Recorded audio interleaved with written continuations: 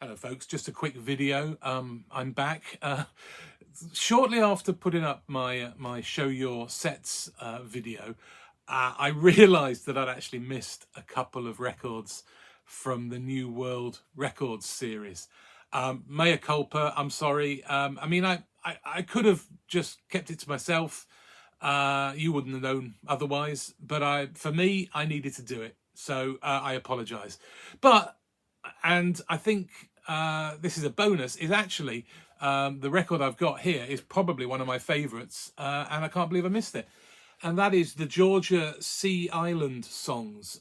So this is a kind of bluesy gospel music that flourished in the islands just off the east coast of America.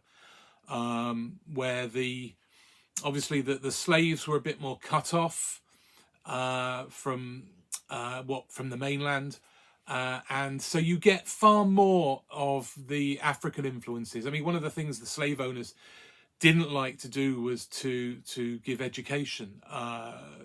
They thought that could cause them problems, and of course what that then meant was that the black Africans would go back to their roots, as it were. And so this music really sort of showcases that. It's it's kind of proto-gospel, bluesy. In fact, handily, somebody has written on the back here, not blues, but of related interest. I mean, I'm not a huge blues person, but I do find this interesting. Yeah, so this is actually recorded by Alan Lomax, and there's an essay inside by him sort of explaining it all. Fascinating stuff, and it's presented in a really great way. It's mostly I think Bessie Jones would become quite famous as one of the Georgia Sea Island singers, but fabulous stuff, really great. It's very similar to the music that came from the Bahamas, because actually many of the not the Unionists, the Confederate slave owners who worried that they were going to lose their lands and their slaves moved from the Sea Islands to the Bahamas. And so actually there's a real connection between the music of the Bahamas and these Georgia Sea Islands. Anyway, I'm talking far too much. I'll give you a little bit of a hit of this, because I think it's really great. I can't believe I missed it. Beulah land, Beulah land, I got a home over at Beulah land, Beulah land, Beulah land, I got a home over at Beulah land. Well, I got a home in Beulah land. I'm not gonna stop until I reach that land. Well, I'm not so particular about reaching that land, but I wanna meet my mother in Beulah land. Beulah land, Beulah land, Lord. I got a home over at Beulah land. Way down yonder on straight on.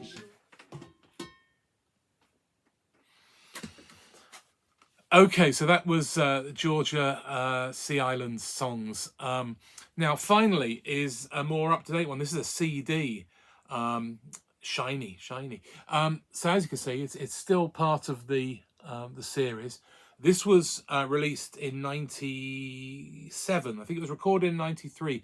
And so this is Desire for Piety, songs from the B.F. White Sacred Harp, Wiregrass Sacred Harp Singers. And this, as opposed to the clip I played on the previous video, this is actually a black congregation singing sacred harp, which is really interesting because it kind of confounds your assumptions that the types of sacred music in the States was very sort of bracketed between the white and the black communities.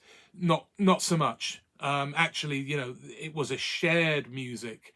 Obviously, there is perhaps a little bit more of a flair that points towards the gospel, but then that's not surprising because this is the 1990s recording, so there is other influences in here. But yeah, fabulous type of music. I really like Sacred Harp. Sacred Harp, there's no harps in it. The Sacred Harp is called because of the B.F. White Sacred Harp sort of book that he produced of all the hymns. So that's where the Sacred Harp comes from. I will do a video on Sacred Harp singing soon. I warn you. Right, okay, just a quick one. So those are just a couple of things that I'd missed. So yeah, sorry about that.